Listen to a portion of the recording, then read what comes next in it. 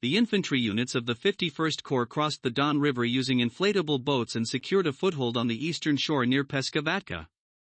The sappers quickly constructed a pontoon bridge, and on August 23, the 16th Tank Division, Commander Hans Valentin Hube, from the 14th Tank Corps, Commander Gustav von Weitersheim, launched a swift offensive with the support of the 4th Air Fleet, reaching the Volga at the northern outskirts of Stalingrad, covering more than 50 kilometers in a single day.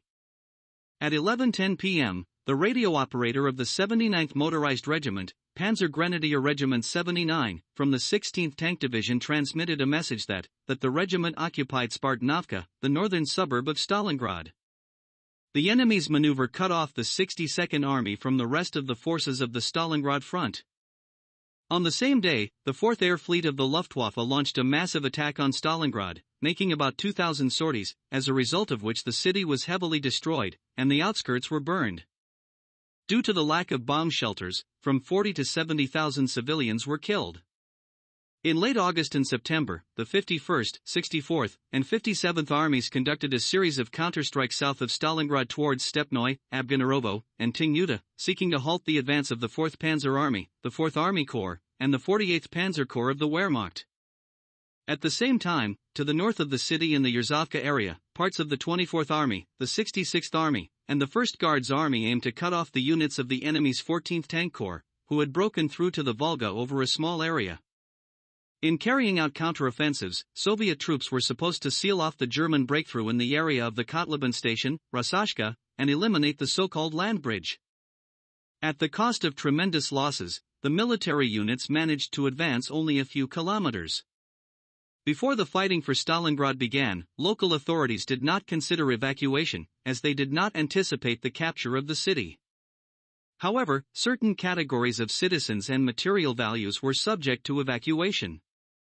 On July 13, decisions were made to evacuate livestock, collective farms, state and public organizations, as well as orphanages to the left bank of the Volga. To organize the movement of livestock to the lower reaches of the Volga, 6 crossings were equipped with a capacity of 30,000 heads per day. However, to a greater extent, these crossings were utilized by the troops, which is why by July 23 only 35,000 head had been evacuated. In this regard, the People's Commissar of the River Fleet, Zasimashashkov, ordered the organization of another 6 ferry crossings across the Volga, with the aim of achieving a throughput capacity of 90,000 heads per day. As the front line approached the city, resolutions were adopted for the evacuation of grain, scrap of non-ferrous metals, evacuation hospitals of the People's Commissariat of Health, the Children's Camp Artek, as well as workers, employees, and family members of Plant No. 91. At the same time, a centralized and mass evacuation of the civilian population was not carried out. By August 23, no more than 100,000 people, mainly women and children, were transported to the left bank from the city's population of 400,000.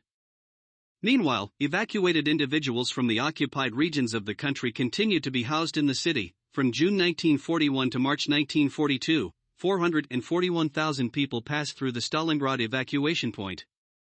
Almost half of them were sent to areas of the region.